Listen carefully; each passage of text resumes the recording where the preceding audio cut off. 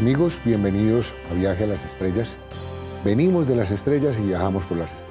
Edison, ¿cómo estás? Muy bien, Iván. Estamos muy bien, estamos con todas las pilas puestas en ese programa. Muy contentos con los resultados que hemos tenido. Hemos tenido unos videos que de verdad en las redes sociales los están visitando mucho y les agradecemos mucho por eso. Nos mandan muchas preguntas, ahí estamos tratando de contestarlas, pero estamos muy contentos con todas esas inquietudes que les nacen a ustedes y que nos las están proponiendo. Y que recuerden, Iván, suscribirse a nuestro canal de YouTube, que está aquí abajo, y también al canal de Instagram. Bueno, hoy vamos a hablar de un tema fascinante, que son los sitios de poder. Los sitios de poder en la Tierra. ¿Cuántos sitios de poder realmente existen? ¿No es cierto? Hay unos muy conocidos, por supuesto, las pirámides de Egipto, Chichén Itzá, Machu Picchu, pero finalmente hay otros que no están tan conocidos que además son muy cercanos. Así que hoy vamos a tener un invitado muy especial que nos va a hablar de esos sitios de poder, pero finalmente piensen que muy cerca de sus casas y de donde ustedes están también existen otros sitios de poder que a nosotros nos gustaría que nos los contaran.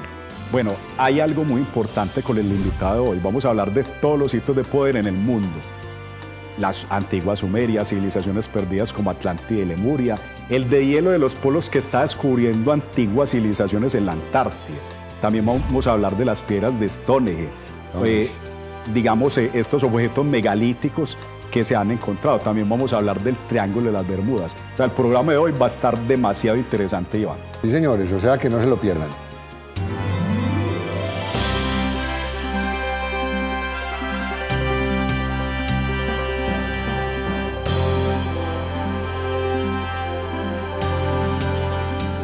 Bueno, y definitivamente cuando hablamos de temas de extraterrestres o de temas de sitios de poder en la Tierra como portales, hay un personaje que es fundamental en esto y es que es toda una autoridad, empezando por un sitio de poder que no existe en la Tierra, pero que él lo planteó, que es una luna de Júpiter que se llama Ganímedes.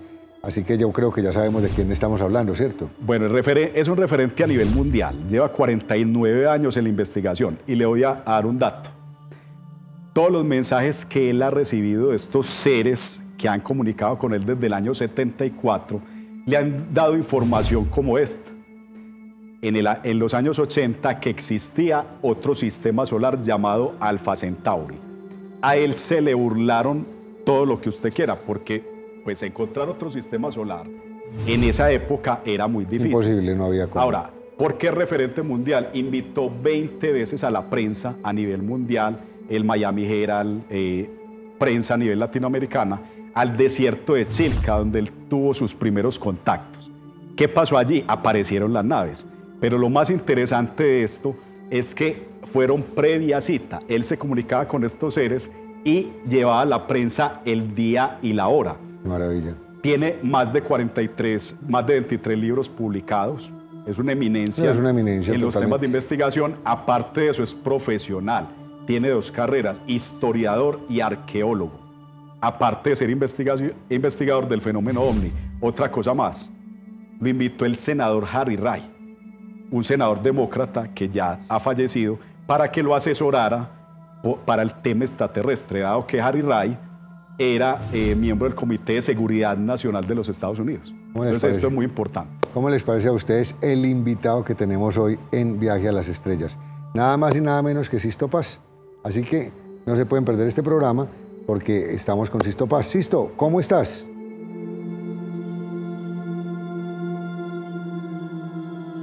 Pues un gran abrazo, un gran saludo para la gente de Viaje a las Estrellas, a todos sus seguidores y a quienes realmente ahí en Cosmovisión están dirigiendo este extraordinario programa que nos permite realmente compartir pues una visión totalmente diferente de la historia.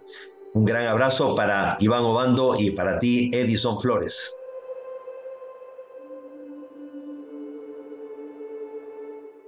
Mucho se ha hablado del cambio de era. De hecho, cuando hablan del cambio de era, se basan en que la Tierra, al girar alrededor del Sol, y el Sol al girar alrededor de Sirio, y Sirio al girar alrededor del Sol central, estamos en movimientos, y en esos movimientos y en esos cambios de era se abren unas frecuencias. Entonces se decía que en alguna medida, por ejemplo, en esta era de Piscis que acaba de terminar, ¿no es cierto?, se había perdido una frecuencia de espiritualidad y que ahora que entramos en la era de Acuario se abre una frecuencia de espiritualidad. ¿Qué hay para decir más de eso, Edison? También porque todas estas civilizaciones antiguas nos dejaron impresos en petroglifos toda esa parte espiritual, todo ese tema de portales, todo un tema espiritual que hasta el día de hoy no lo entendemos, correcto, no lo hemos podido entender. ¿Qué pasa con la humanidad? La humanidad como que resetea cada 50 años y como que lo antiguo no le da como esa veracidad, sino que tenemos que empezar a investigar, tenemos que volver a investigar y seguramente en 50 años nos va a tocar volver a investigar. Total. O sea que aquí la pregunta sería, ¿por qué la Tierra es un epicentro de espiritualidad? ¿Por qué a veces deja de serlo y por qué otras veces vuelve y lo es? Muchas gracias por la oportunidad. Como bien sabes, formo parte de un grupo de contacto extraterrestre y a lo largo de 49 años de contacto, que empezó a través de la psicografía, la escritura automática, que se corroboró con avistamientos anunciados previo a cita, hemos visto bajar las naves, hemos podido interactuar directamente con estos seres y hasta subir en algunas ocasiones al interior de sus naves. Eso nos ha permitido pues, tener acceso a una historia oculta, a lo que sería la versión extraterrestre de la historia de la humanidad. Entonces, según ellos, nuestro planeta Tierra fue seleccionado para llevar a cabo un proyecto muy especial. Para ellos somos un experimento sociológico, antropológico, metafísico, extraterrestre. Y como parte de ese proceso, de ese experimento, podríamos decir que nosotros somos semillas estelares, somos siembra de vida extraterrestre. A lo largo de nuestra historia ha habido hibridación y mestizaje, naufragios estelares, colonizaje y hasta deportación de extraterrestres a nuestro mundo, que si no tomamos en cuenta el eslabón extraterrestre, la historia de la humanidad no tiene ni pies ni cabeza. Dentro de todo ese proceso está la raza lemuriana, que sería la primera raza originaria del planeta Tierra, una raza de gente de raza negra, y que habrían llegado a un gran desarrollo y evolución. Sin embargo, por distintas razones, los extraterrestres han ido reseteando los avances de la humanidad, han impedido de que la humanidad siga una línea de avance recto, directo, y cada cierto tiempo nos han ido reseteando, han hecho que olvidemos todo ese proceso. No por nada el capítulo 11 del Génesis bíblico dice que una época en que el ser humano hablaba un solo idioma. En este caso, habíamos desarrollado ya la telepatía, la transmisión de pensamiento a distancia, y fuimos capaces de construir una escalera al cielo, no precisamente pues un zigurat, o sea, una torre o una pirámide escalonada o una pirámide en sí, sino todo un sistema filosófico, moral, ético, espiritual que permitió que los seres humanos tomáramos conciencia realmente que somos un experimento, y por eso ellos nos habrían encargado de hacernos olvidar y cada cierto tiempo habían producido esos reseteos. Un grupo de seres extraterrestres de origen pleiadiano, estamos hablando de la constelación de Tauro, habrían cometido una grave transgresión al tener relaciones sexuales con seres humanos de la Tierra. Y los mestizos híbridos, producto de esa relación, fueron reunidos en un grupo de 10 islas, la mayor de ellas la isla de Undal, y surgió el mito de Atlántida. Entonces los atlantes serían mestizos entre lemurianos, originarios del planeta Tierra, y pleiadianos, gente de apariencia nórdica, como escandinava. Ahora recordemos que hay alrededor de 60 civilizaciones extraterrestres que están visitando la Tierra. No todos vienen con buenas intenciones, hay de todo en el universo como de todo en la Tierra. Y hay seres de aspecto zoomorfo, seres que parecen peces, que parecen aves, que parecen reptiles, insectos, seres como de energía que ya ni corporeidad física tienen. Y también hay seres de apariencia humanoide, ¿no? Antropomorfa, humanoide, seres de 4 metros de altura y hasta de 10 centímetros, con pelos y pelos rojos, blancos, negros, amarillos, hay de todo. Entonces, a lo largo de toda la historia planetaria ha habido más de una hibridación y mestizaje, más de una intervención, y de ahí justamente surgen estas supuestas civilizaciones legendarias que no habrían sido tan legendarias, sino más bien un hecho.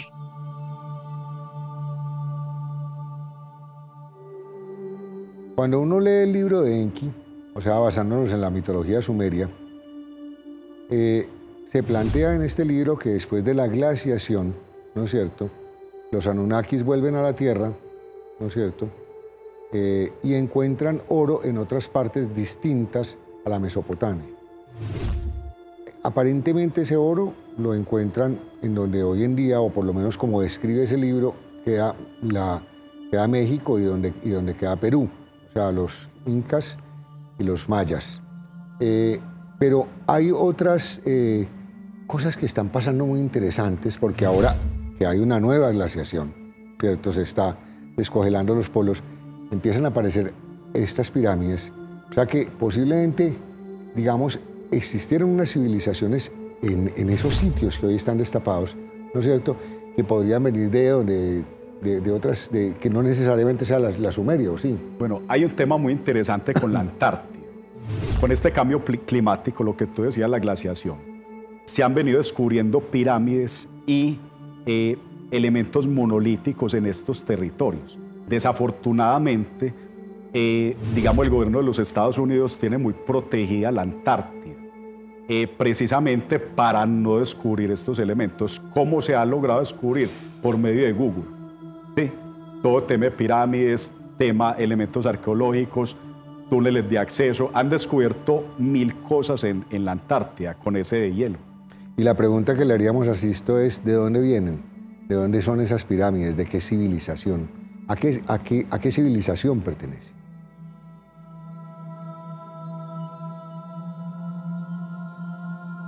Podríamos decir de que la civilización lemuriana habría estado entre los 70.000 a los 60.000 años, hasta los 30.000 años atrás, y repartida en diversas partes del mundo, o sea, desde la India, que te digo, África, también Australia. Y el último periodo de la Lemuria habría sido el periodo de Mu. Estamos hablando de hace unos 12.000 a 15.000 años atrás, y podríamos decir, estaban asentados pues en lo que es actualmente la Antártida.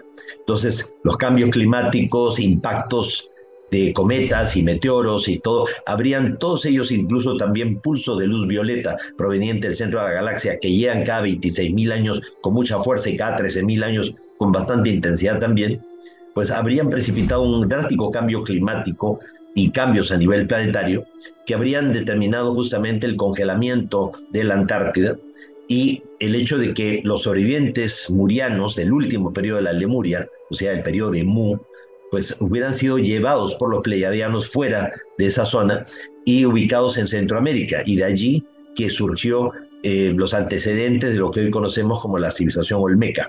Últimos descubrimientos arqueológicos hechos en México han permitido encontrar ciudades, pirámides olmecas, miles de años más antiguos de lo que se pensaba, y ya no del lado del Caribe mexicano, sino del Pacífico mexicano, lo cual rompe todos los esquemas, como también rompe los esquemas la existencia de lugares como Göbekli Tepe, por ejemplo, allá en Turquía, que tienen una antigüedad que va entre los 11.800 a 12.000 años de antigüedad, cuando supuestamente pues no había nadie civilizado como para estar haciendo observatorios circulares, 16 observatorios circulares encima de una colina, ¿no? Al sureste de Turquía.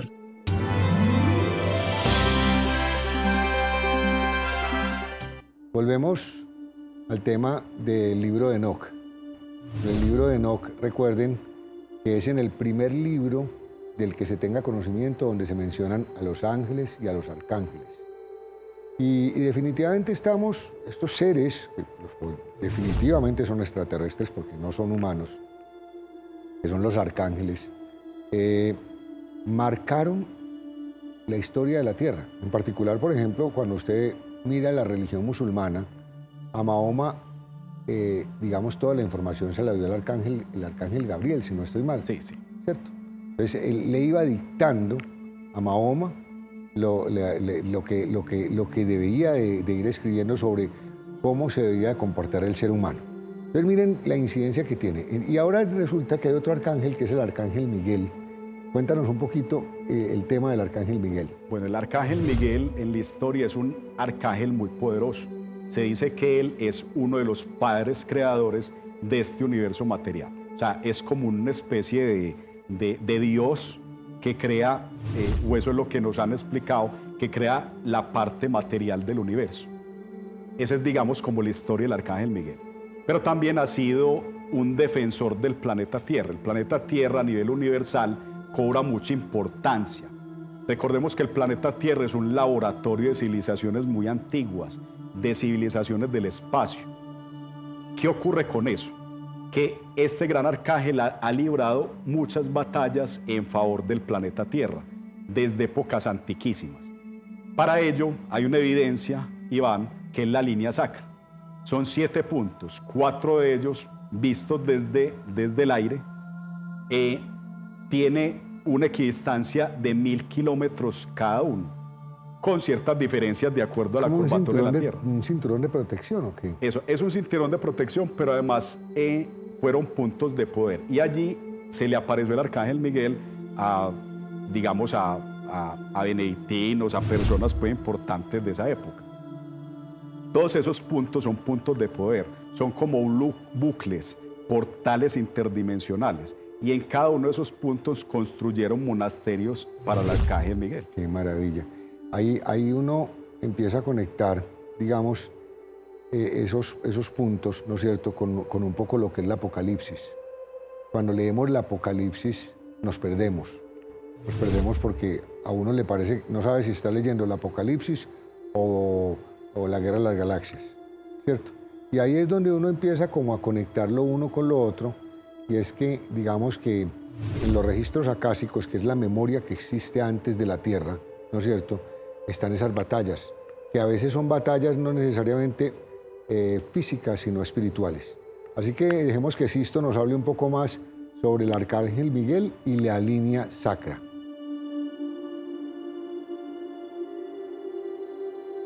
Hace 26.000 años los nuestros, 2 grandes civilizaciones fueron enviados a la Tierra en calidad de guardianes y vigilantes. Unos eran los seres de Orión y otros seres las Pléyades. Los Oriones eran seres como de 3,5 metros de estatura, con cola, reptiles, muy evolucionados, pero seres de aspecto reptiliano, mientras que los pleiadianos eran gente de apariencia humanoide, como de 1,80 m, 1,85 m de estatura. Y la idea es que vinieran ellos a hacerle un seguimiento al experimento que supone el planeta Tierra para ellos. Pero en un determinado momento, estos seres reptilianos de Orión consideraron que el ser humano, como una versión corregida y mejorada de ellos, éramos peligrosos, que podíamos poner en peligro el orden cósmico. Entonces quisieron de alguna manera sabotear, boicotear el plan cósmico, haciendo de que el proyecto fracasara, que no continuara más. Mientras que los pleiadianos se habían identificado tanto con el ser humano, habían desarrollado tal nivel de empatía, y aparte por su similitud en cuanto a forma humanoide, ellos querían que el proyecto continuara. Entonces, la tensión que se generó ya por diferentes intereses hizo que se produjera una verdadera guerra de galaxias cuyos ecos todavía resuenan en el universo. Estas guerras cósmicas, o las guerras de Orión, que hasta en la Biblia se menciona como la guerra de los hijos de la luz contra los hijos de la oscuridad, en la mitología griega como la guerra de los dioses olímpicos contra los titanes, o en la mitología hindú las guerras del Ramayana o el Mahabharata, pues determinaron que los Oriones fueran derrotados y sus cuerpos fueron dejados aquí, o sea, estos seres fueron deportados a la Tierra, a un mundo intraterreno. Acostumbrados a vivir miles de años fuera de la Tierra, murieron aquí y quedaron atrapados en su mundo en otra dimensión. Y desde allí le han declarado una guerra psíquica a la humanidad. Se han constituido un gobierno secreto mundial tenebroso, negativo. Ahora, las últimas batallas de esa guerra de galaxias que se produjo en el planeta Tierra se produjeron a lo largo de la línea sacra. 7 puntos en especial, empezando por Irlanda, Skellig Michael, o sea, la isla de San Miguel, donde se dice que en el siglo VI San Patricio tuvo un encuentro pues con el propio arcángel San Miguel. Y hay ahí un monasterio, un paleocristiano en ese lugar, un peñón realmente, ni siquiera podemos decir una isla, es un peñón de la costa de Irlanda. El siguiente punto es la colina de San Miguel, que se encuentra pues en las costas de Cornualles, en el sur de Inglaterra. donde actualmente pues hay un castillo y todo, pero alguna vez hubo un monasterio benedictino sobre un antiguo monumento megalítico que se dice que ahí está la tumba de Lug, o sea, la tumba de Lucifer, curiosamente. El siguiente punto es Monte Saint-Michel, en Francia, en Normandía. Entonces, que también es un lugar donde hubo monumentos megalíticos, recordatorios de unas batallas cósmicas impresionantes, ya, entre estas civilizaciones extraterrestres. El siguiente punto es la Sacra de San Miguel, esto en el norte de Italia, pues es un monasterio que está en lo alto del Piamonte italiano. La siguiente es una cueva, la cueva San Miguel, que se encuentra precisamente en el sur este de Italia, y precisamente donde pues la bota italiana tiene su taco, o sea, ahí precisamente. Y el siguiente punto es una isla de la costa, o sea, una isla griega, ¿ya? Donde también se habla de que apareció el arcángel San Miguel. Y el último punto es en Israel, precisamente donde se encuentra actualmente pues en la iglesia de Elías, Tesbita, o sea, donde supuestamente Elías fue llevado hacia el cielo. En esa zona también se había producido una de las batallas. Entonces, son 7 puntos, es una línea recta con una mera inclinación, ya, pero que obedece a la curvatura terrestre, o sea, es impresionante. Eso fue de alguna manera previsto desde el cielo. Entonces, estos 7 puntos de la Sacra de San Miguel o de la línea de San Miguel, o sea, en 6 de estos lugares apareció el arcángel San Miguel. El único lugar donde no habría aparecido sería en Israel, pero que igualmente es como un portal dimensional y que recuerda esas batallas finales de esta guerra cósmica que se produjo aquí en nuestro planeta.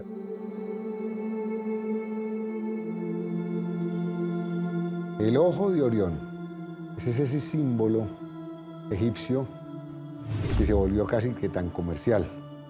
Pero finalmente hay que entender, ¿no es cierto?, la magia que tenía Orión y lo que representaba Orión, porque Orión representaba, digamos, la recuperación del poder correcto, porque digamos que su tío le había quitado o había asesinado a su padre y lo había desmembrado. Ahora hay un misterio nuevo, un libro nuevo. ¿Cómo se llama ese libro? Bueno, Egipto, la puerta de Orión. Es el último libro de Sisto Paz Wells. Allí nos habla toda la línea sacra del arcángel Miguel. ¡Qué maravilla! Háblanos un poquito, Sisto, de Egipto, la puerta de Orión.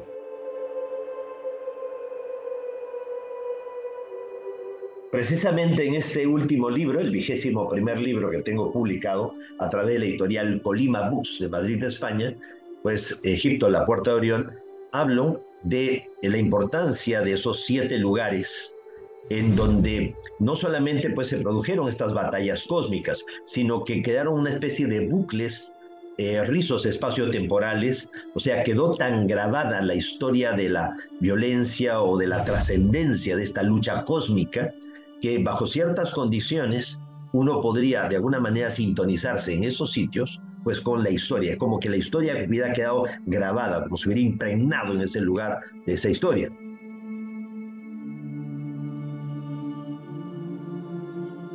Stonehenge, ubicado en Inglaterra, se remonta uno como a la época, digamos, como de también esa mitología nórdica y tal vez un poco más reciente, cuando hablamos del rey Arturo, cuando hablamos del Santo Grial. Pero Stonehenge en particular, ¿no es cierto?, es un monumento, se puede decir megalítico. Sí. Es un monumento megalítico que tiene definitivamente donde realmente podría haber un portal interdimensional. Hay mucho que hablar de Stonehenge, es un misterio muy grande, pero finalmente, ¿qué más se ha sabido de Stonehenge? Recordemos que estos puntos megalíticos en el planeta, no solo Stonehenge, sino las piedras de Karnak y todos estos temas donde hay esas rocas de 40, de 20 toneladas, que no se sabe cómo las llevaron. El caso de Stonehenge en Inglaterra, estas rocas fueron llevadas de sitios muy distantes. Entonces, ¿qué es lo que se dice de estos sitios? Que son puntos de acupuntura es como una acupuntura planetaria, sitios, energías de poder, sitios de portales, tal como tú lo dices. Entonces lo podemos ver en todo el mundo. Aquí, por ejemplo, en San Agustín, podemos ver estas rocas también distribuidas, con imágenes, por supuesto, y también pueden ser puntos de poder y energético muy importantes. Vamos a ver qué tiene Sisto para decirnos sobre Stonehenge. Siempre se pensó que la cultura megalítica empezó hace 6.000 años atrás y que Stonehenge, que tiene 5.000 años de antigüedad, pues fue uno de esos puntos culminantes. Pero como te explicaba al principio, a partir de 1980 y tantos en adelante, pues los arqueólogos alemanes han estado haciendo excavaciones en la zona o sea, cercano a Urfa, en el sur de Turquía, en un lugar que se llama Göbekli Tepe. Ahí se encontraron 16 templos circulares alineados astronómicamente, midiendo el solsticio, los equinoccios, con unas columnas de piedra o sea, de 20 toneladas o más, impresionantes, con unas esculturas en piedra que marcan justamente constelaciones, como haciendo referencia a cómo se veía el cielo hace unos 12.000 años atrás. Entonces, es impresionante porque supuestamente en esa época tendría que haber estado la gente todavía como nómades o porque el primer poblado, la primera población probablemente sedentaria, se calcula que fue hace 10.000 años atrás en Jericó, ¿no? Actualmente territorio tanto entre Israel y la autoridad palestina. Entonces, si hace 10.000 años recién se estableció la primera población sedentaria, hace 12.000 años, ¿cómo puede ser posible que encontremos 16 templos circulares en una colina rodeada de lo que alguna vez fue un poblado? Entonces, todo eso ha cambiado toda la mentalidad y hace pensar realmente que en el pasado hubo realmente pues un gran desarrollo, una gran evolución y se perdió mucho de todo ello. En Stonehenge, por ejemplo, son dos grandes, o sea, tres anillos de piedra. O sea, los principales son pues los dos internos, pero hay un gran círculo de piedras también más pequeñas alrededor. Ahora, estas piedras fueron traídas de 400 kilómetros de distancia. O sea, ¿por qué no hicieron el monumento megalítico al lado de la cantera, no? Ya, ¿por qué arrastrar 400 kilómetros, pues piedras de entre 20 y hasta 50 toneladas? Las de 50 toneladas son las que forman los trilitos, o sea, dos piedras más una encima. Son como 5 de esos grupos de trilitos. Y después todas las demás ya forman el cromlech, ¿no? de Stonehenge, que es todo un círculo de piedras también con dinteles y todo. Algo extraordinario. Bueno, el asunto es que no se hizo en cualquier lugar, se hizo en un lugar donde hay cruces de línea de energía muy poderosos. Nuestros antepasados sabían que la Tierra funciona como un organismo vivo porque es un organismo vivo. Y así como nosotros tenemos meridianos, pues eso funciona la acupuntura, la acupresión, la agitopuntura. También en el planeta, pues hay lugares donde se concentra mucho la energía. Y eso suele pasar en el sur de Inglaterra. Entonces, ¿qué mejor que hacerle como una aguja de acupuntura, colocarle un menhir, una piedra clavada en cierto lugar, ¿ya? O un grupo de piedras haciendo acupresión al planeta o canalizando realmente las energías del planeta? O sea, no es solamente un observatorio astronómico, es como un vórtice de energía canalizado.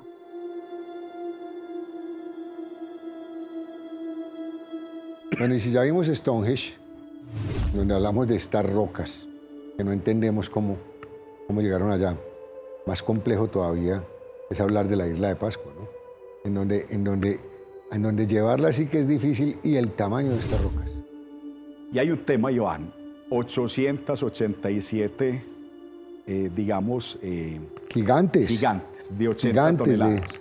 De 15, 20 metros, una cosa, unos edificios. Que no se sabe hasta la fecha, o sea, hay muchas teorías, cómo las transportaron en la isla.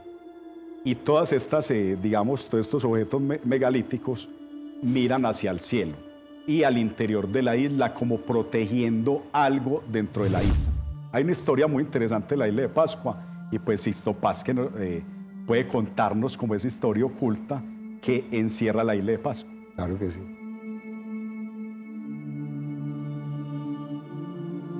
precisamente en el libro El Santuario de la Tierra, ¿no? Que es precisamente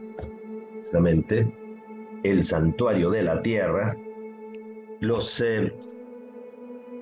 guías extraterrestres nos invitaron a ir a la isla de Pascua para que nos conectáramos con la historia oculta del planeta. Es un lugar donde muy fácilmente uno puede entrar en sintonía con la verdadera historia del planeta. Aparte, se abren portales de otras dimensiones. Es un lugar donde fácilmente también uno puede tener experiencias de contacto extraterrestre, porque es un lugar muy visitado por seres de otros mundos.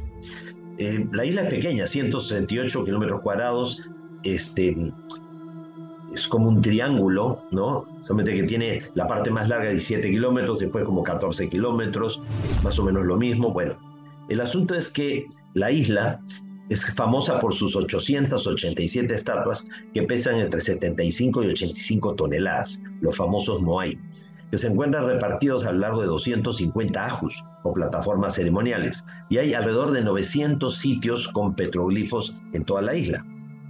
Aparte, cuevas, cavernas, algunas de ellas bastante profundas y largas, a pesar de que la isla es chica. Son tubos de lava, pero están conectados entre sí y algunos son grandes depósitos de agua. Allí en la isla, pues, según los propios ancianos Rapa Nui, el dios Makemake, el creador, creó los cielos y la tierra, pero la tierra la creó dentro de un huevo. Y dentro de ese huevo experimentó el amor, la pasión, la emoción y el sentimiento, para que si él viera que eso fuera bueno, el huevo se rompiera e inundara todo el universo. O sea, lo que esconde esa versión mitológica de los Rapa Nui de la isla de Pascua es que somos realmente un experimento.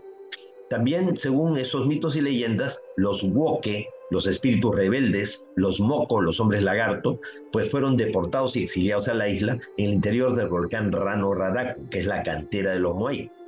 Y en muchas partes de la isla se hace referencia a estos ángeles caídos de apariencia reptiliana.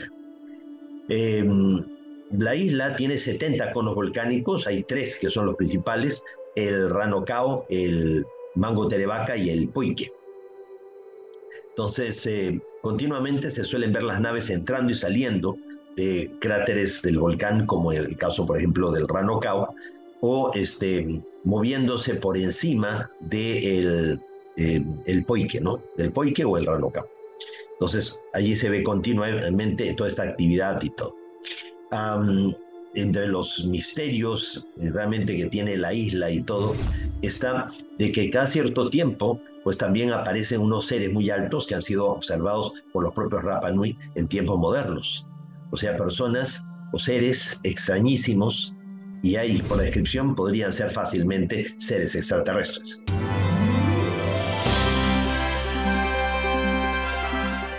Siguiendo con Egipto, es muy interesante hablar de José. José es, digamos, el profeta de los sueños, fue a quien vendieron sus hermanos, quien descifró los sueños del faraón, los famosos sueños de las vacas gordas y las vacas flacas. Y dentro de eso hay un tema muy interesante, y es que él vendría a ser el abuelo de Akenatón, o hay una teoría que plantea que José era el abuelo de Akenatón, lo que es muy posible, porque José estaba en toda la, digamos, en la parte más alta de la sociedad egipcia. Inclusive, Iván, en el Valle de los Reyes no se podían enterrar personas de sangre hebrea. ¿Por qué? Porque el Valle de los Reyes en Egipto, tú recuerdas cuando fuiste a Egipto, sí, solo enterraban a faraones. Pero allí encontraron a Tuya y a Yuya, que son los nombres de José y su esposa. Los enterraron juntos. Pero ¿qué descubrieron allí? Y es lo más interesante, que todos los, digamos, esos jeroglíficos que escriban de Yuya hablan lo mismo que hablaba la Biblia de José. Por eso está esa línea. Correcto. De que es muy posible que esos, digamos, esas momias sean el abuelo, o sea, José, el abuelo de Akenatón. Qué maravilla.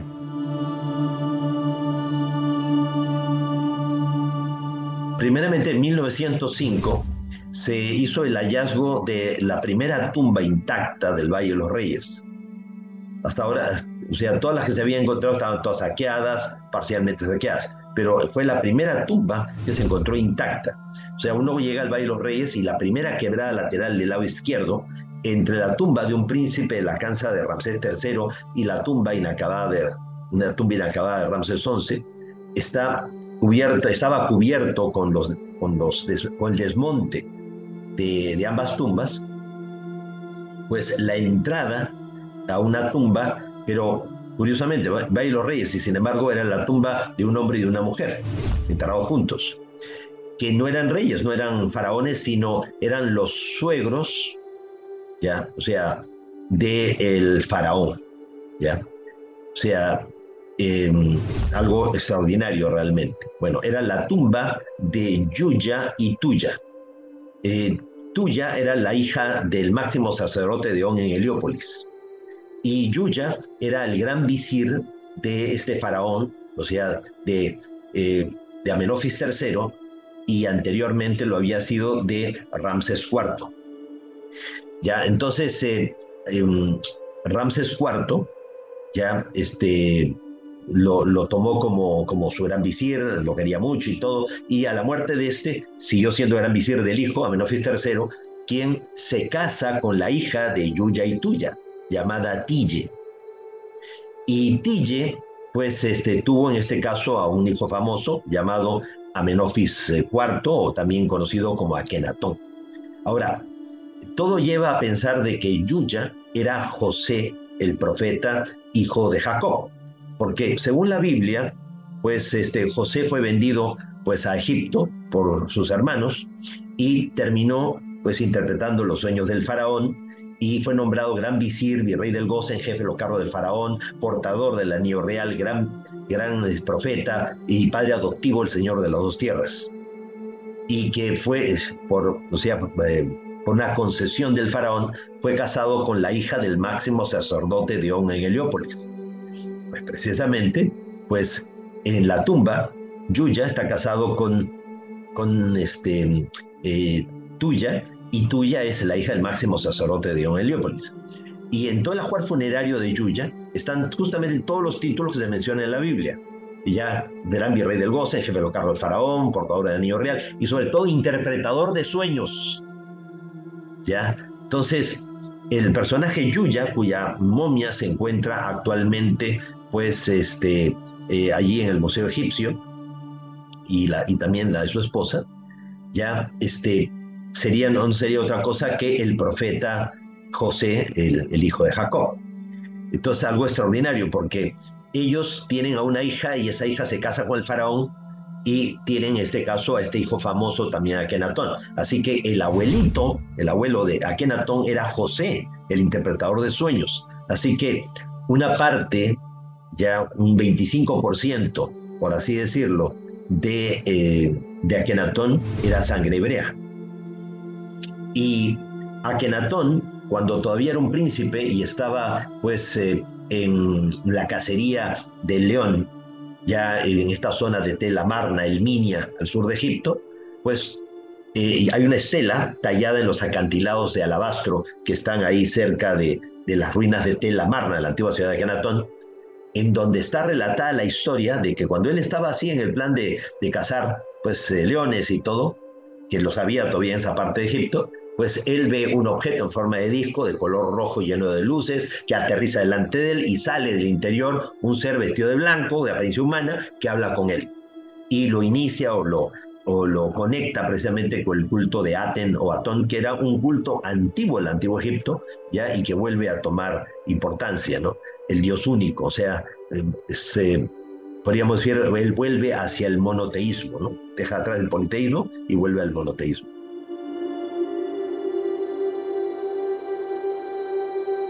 Bueno, y siguiendo con Egipto, entonces, si concluimos que José era el abuelo de Akenatón, hay otro postulado todavía más simpático o más interesante, y es que juntamos otra vez a los egipcios con los judíos, y es que hay algunos postulados que dicen que Akenatón era el mismísimo Moisés.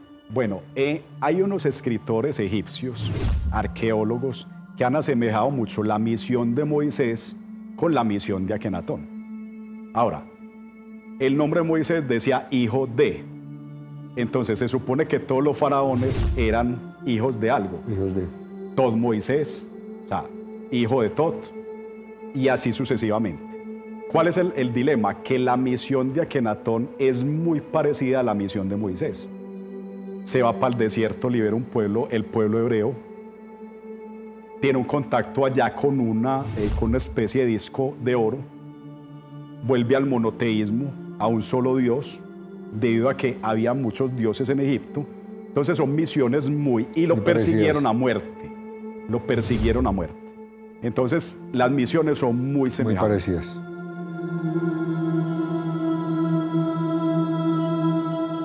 Precisamente porque Akenatón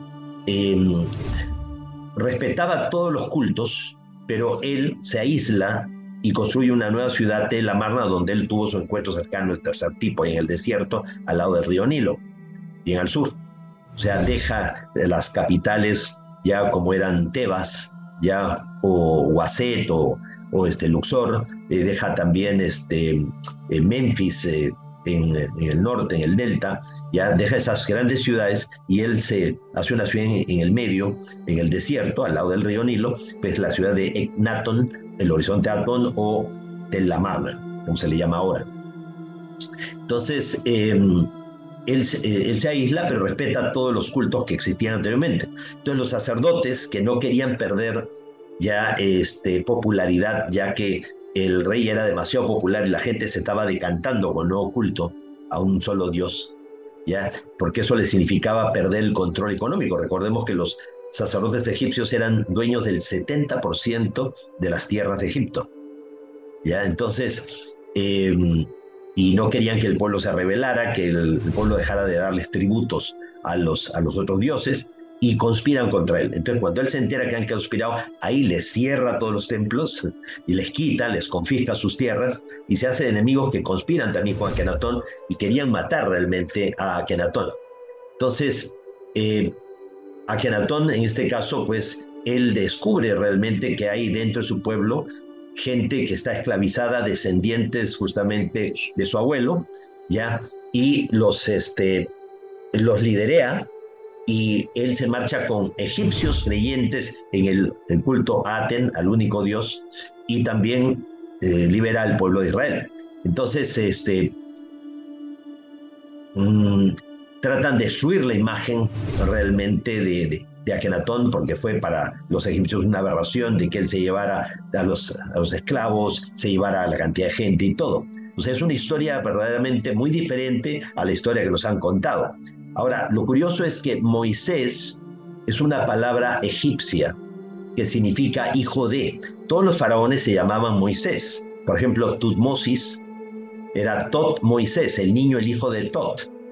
Amosis, que fue el que combatió a los Ixos que habían invadido parte de Egipto, era Amón Moisés, el niño, el hijo de Amón. Ramsés era Ra Moisés, el niño, el hijo de Ra. Al decir de que él se llamaba Moisés, estaban ocultando su nombre, porque Moisés, ¿hijo de qué?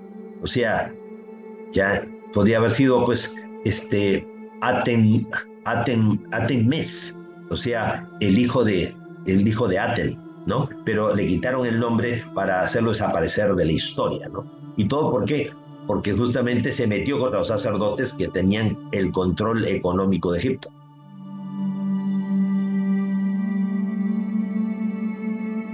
Bueno, y lo bueno de Viaje a las Estrellas es que aprendemos, y estos temas que les traemos a ustedes muchas veces son sugeridos por ustedes mismos. Yo, por ejemplo, este tema en particular es la primera noticia que tengo, los discos de Dropa.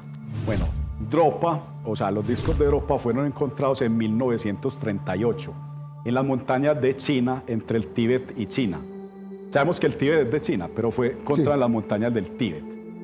Allí encontraron varios seres con unos discos, con unas inscripciones, digamos, de tipo extraterrestre, con cráneos alargados, cráneos gigantes, seres diminutos, seres pequeños, que fueron muriendo o seguramente los asesinaron en esa época. Pero lo más interesante de esto eran las inscripciones de los discos. Bueno, en la biblioteca allí de Turín, tengo entendido que hay una biblioteca donde están los discos. Trataron de descifrar las inscripciones, decía, sí.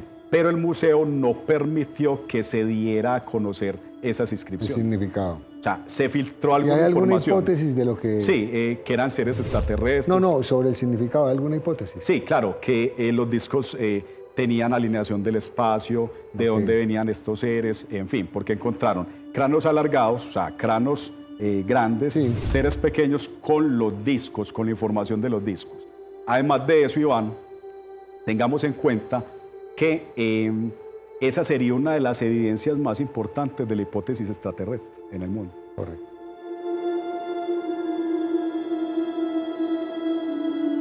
Un ovni se estrelló en el Himalaya, en el Tíbet, y los sobrevivientes de este naufragio cósmico se relacionaron con algunas tribus tibetanas nómades, que como eran los Dropas, y se hibridaron, y parte de la sangre de estos seres extraterrestres hoy día se encuentra en esta comunidad de los Dropas de los tibetanos. Entonces es un linaje, un clan montañés, ya, y que habla de ese mestizaje cósmico. Ahora, se ha encontrado en una zona fronteriza, justamente entre Tibet y el resto de China, pues unas cavernas, unas cuevas, donde hay cientos podríamos decir, ahí se encontraron cientos de cuerpos como de pequeñas personas, como si fueran así medios enanitos. Y en cada una de esas cuevitas se encontraron unos discos como de cerámica, ya grabados, ya con unos extraños ideogramas, símbolos o líneas, ya que al parecer podrían ser la historia de cada uno de estos seres que fueron muriendo, ya, y que al final realmente fueron enterrados en esos acantilados, en esas cuevas. Pero sería toda la evidencia de un mestizaje entre extraterrestres, ya, y seres humanos extraterrestres que sobrevivieron a un naufragio estelar.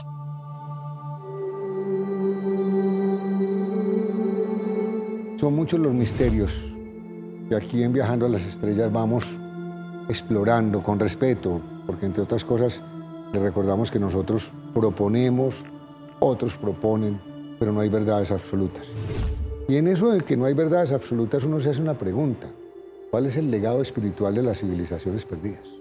Además que todos esos petroglifos que han encontrado en civilizaciones perdidas tienen unos mensajes intrínsecos a nivel espiritual, de la unidad, del amor, o sea, ¿cómo manifiestan ellos el amor? Dibujan corazones.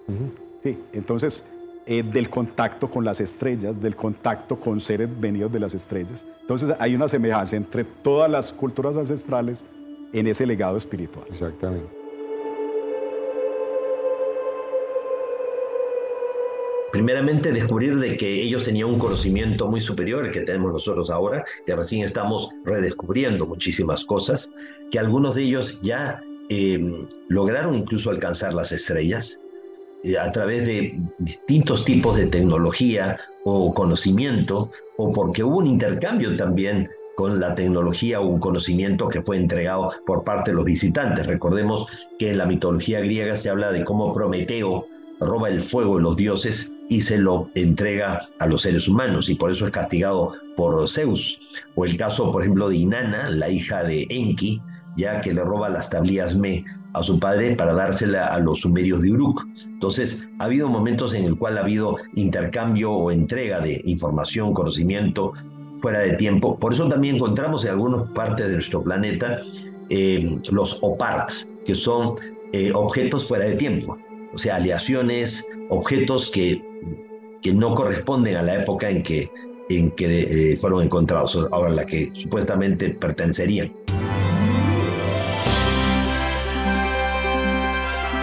Fascinante Egipto, pero finalmente no es el único centro de poder en la Tierra. A ver, hombre, Edison, háblanos de otro centro de poder. Hay templos de poder en el mundo, y en este caso vamos a hablar de un templo que está ubicado en Camboya, Angkor Wat, un templo de hace 900 años, y es un templo que simbolizaba las escaleras al cielo. O sea, cómo ir hacia el cielo. O sea, ese tipo de templos tenían líneas de poder, eran portales también interdimensionales, y Sixto nos va a hablar de ese templo en particular.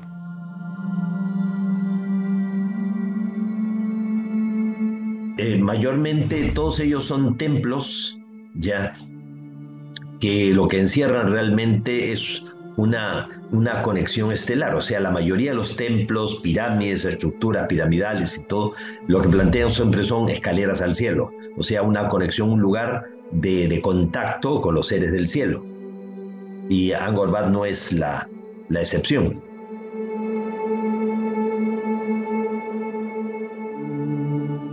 Una de las cosas más lamentables de la guerra del Golfo Pérsico, y particularmente de la guerra que hubo en Irak, es que se destruyeron templos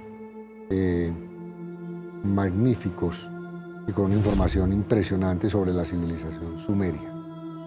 La civilización sumeria es un tema que a mí me apasiona, Edison. Y tengamos en cuenta que hubo 2 guerras y nunca encontraron esas tales armas nucleares. Entonces iban, ¿por qué? Por la información. Recordemos, iban a Alejandría, esas grandes bibliotecas que fueron destruidas, una biblioteca en el Brasil, muchas bibliotecas, mucha información. ¿Por qué? Porque si se destruye la información de nuestro origen, no tenemos ni pie ni cabeza. Y eso es precisamente en Viaje a las Estrellas lo que estamos tratando de dilucidar sobre nuestro origen. La información es poder. Y cuando perdemos la información, perdemos la capacidad de ver el futuro, porque definitivamente en el pasado está el futuro. ¿Qué tiene Sisto para hablarnos de la civilización sumeria? Lo que pasa es que hay que entender primeramente que los sumerios vivieron hace unos 6.000 a 7.000 años atrás y ellos de alguna manera tuvieron acceso a una información que hablaba de cosas que ocurrieron mucho tiempo antes, hace 450.000 años. Que hablan precisamente de un grupo de alienígenas que habrían llegado aquí a la Tierra, los famosos Anunnaki, los hijos de Anu. Entonces, los sumerios de alguna manera heredaron mucho de ese conocimiento, esa información de lo que ocurrió en un pasado realmente mucho más remoto. Pero de todas maneras, muchos de los zigurats, que son estas como pirámides escalonadas, eran lugares de descenso de los Shem, los Mu, las naves espaciales con las cuales los extraterrestres seguían visitando el planeta Tierra. O sea que el hecho de que haya intervenido en el pasado grupos de extraterrestres no significa que se haya cortado la relación y conexión con ellos. Ellos han seguido viniendo periódicamente. Y ha habido civilizaciones como los sumerios que los esperaban, ¿ya? Y siempre había gente representante del pueblo que era el enlace, ¿no? Entre los sumerios se hablaba de los Ensi o los Patesi, como Gudea, por ejemplo, que era gente muy preparada que podía en nombre de todo el pueblo subir a lo alto del Zigurat y tener una relación cordial, directa y entender realmente lo que estos seres venían a traer como información.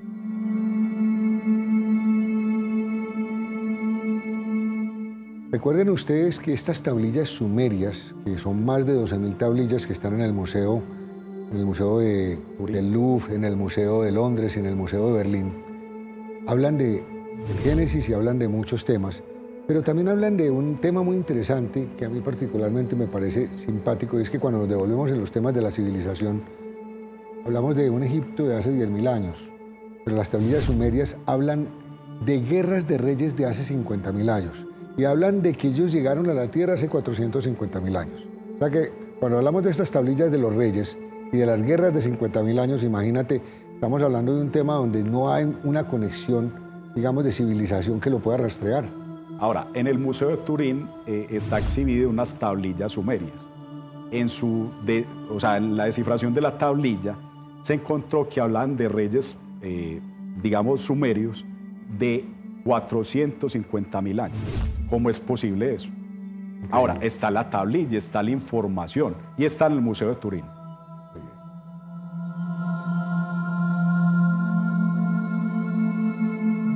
Tanto en tablillas sumerias o en copias de tablillas sumerias hechas por los asirios, babilonios, persas, se hablan justamente de reyes antidiluvianos, ya reyes que habrían gobernado hace 20.000, 30.000, 40.000 años atrás, como también encontramos en el Antiguo Egipto, en el papiro de Turín, que se encuentra actualmente en la ciudad de Turín.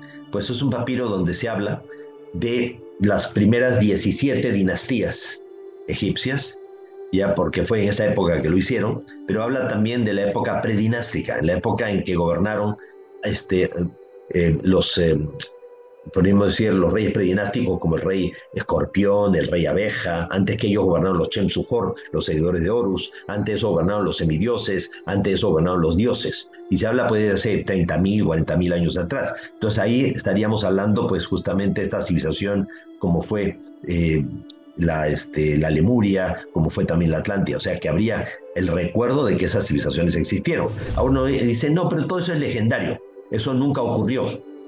Pues curioso, porque uno de los reyes legendarios que se menciona en el papiro de Turín, que es el rey Escorpión, pues hace más o menos unos 20 años atrás, los arqueólogos también alemanes, haciendo excavaciones en Abidos, encontraron la mastaba, la tumba del rey Escorpión. ¿Ya? Y entonces, ¿era legendario o era real? Y si se encontró esa evidencia, ¿por qué no pensar que todo lo anterior también era cierto?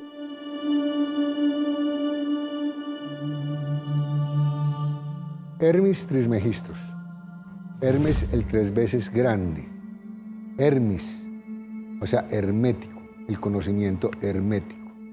Hermes, un sacerdote egipcio que tenía el conocimiento. Se dice que Hermes tenía el conocimiento de la medicina, el conocimiento de la construcción.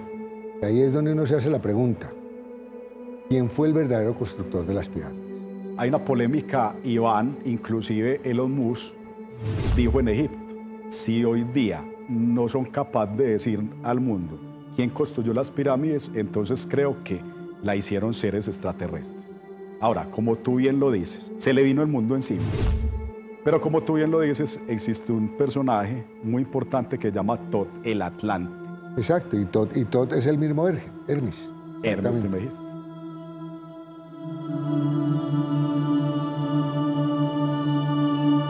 El propio Juan José Benítez también lo investigó y encontró un huevo de avestruz de hace 7.000 años atrás, donde figuran las 3 grandes pirámides de Giza. Entonces, si las pirámides tienen 4.680 años de antigüedad, según la arqueología tradicional, ¿cómo puede ser posible que aparezca un huevo de avestruz de hace 7.000 años en una tumba? ¿Ya? Entonces, eso muestra que hay que replantearse muchas cosas.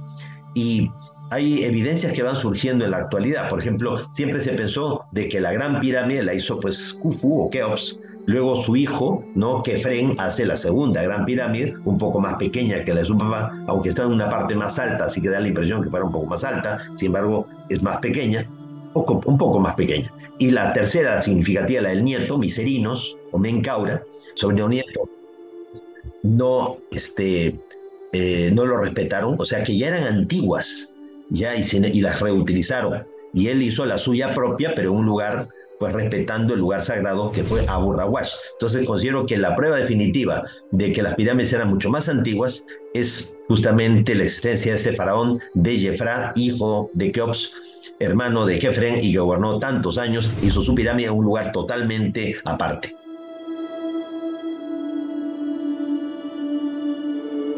Bueno, y finalmente, como estamos pasando de sitios de poder, pues es obvio que tenemos que llegar a la religión judía, y es obvio que tenemos que llegar a Jesús de Nazaret. Un ser, diría yo, más allá de ser un mago, es un verdadero Dios por su mensaje. Pero todo lo que envuelve su nacimiento también es un misterio, ¿no es cierto?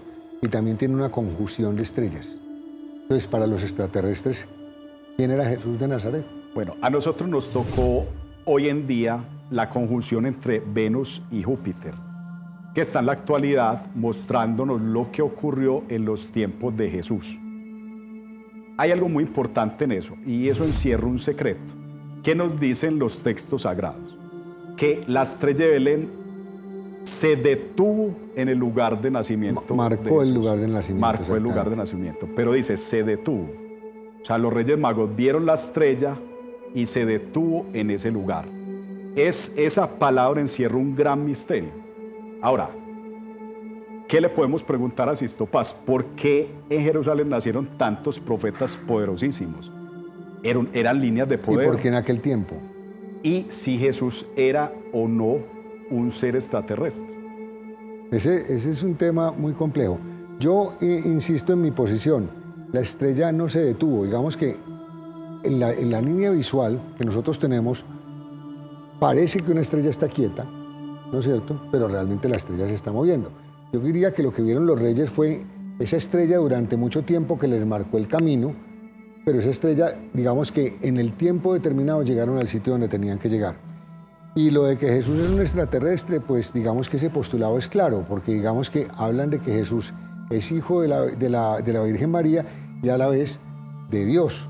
O sea que no es completamente terrícola. Ahora, hay que tener en cuenta lo que él mismo dice en los textos sagrados. Que mi reino no es de este mundo. Eso es verdad. Entonces hay que tener muy en cuenta ese postulado. Total.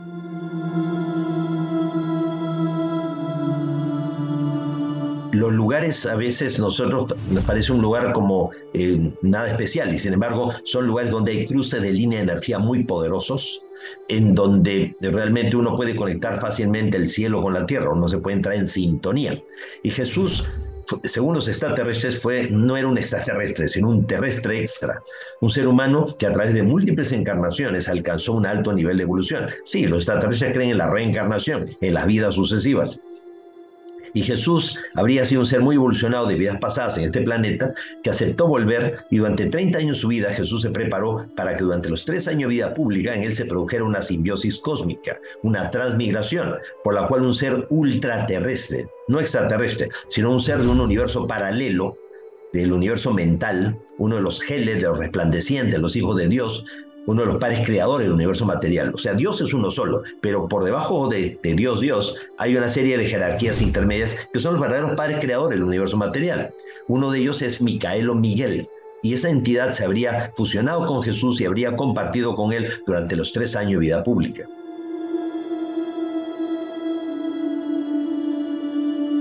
Puntos de energía en el mundo.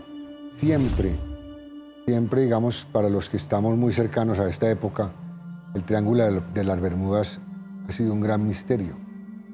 Se pierden aviones, se pierden barcos, aparecen en otra época. Pero también hay otros, el Triángulo del Dragón en China, ¿cierto? En China.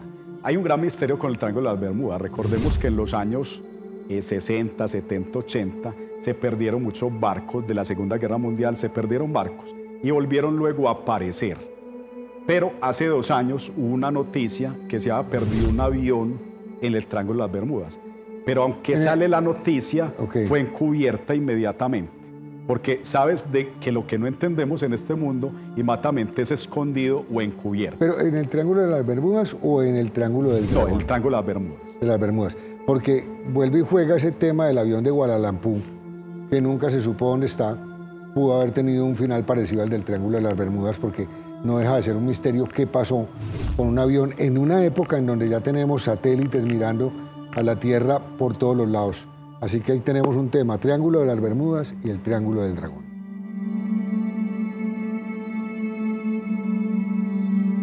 Tienen que ver con portales dimensionales que se abren de forma natural en el planeta. Hay 12 lugares en la Tierra donde hay esos vórtices que son de forma natural, y cuando se concentra mucha energía producto de las tormentas y todo, no es extraño que se abran portales que pueden hacer hasta desaparecer barcos, aviones, y que entren en esa realidad y pueden aparecer en otro tiempo y en otro espacio.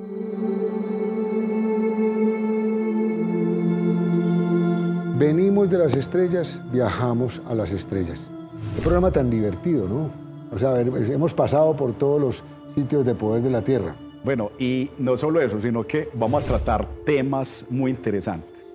Vida después de la muerte. Tema muy espinoso. Vamos a hablar de la salud prohibida. Ok. Vamos a hablar de ovnis y extraterrestres. O sea, vamos a seguir con temas. Ya hablamos del origen y vamos ya a pasar a otros temas en otra temporada mucho más interesantes y de mayor actualidad. Qué maravilla. Así que no se pierdan estos programas de viaje a las estrellas, que los hacemos de verdad con mucho cariño y con mucho respeto. Edison, pendiente de las redes sociales, aparecen ahí nuestras redes, ¿cierto? Recuerde suscribirse a nuestras redes sociales, nuestro canal de YouTube, nuestro canal de Instagram. Ok, los dejamos por el momento porque tenemos que seguir con nuestro viaje a las estrellas.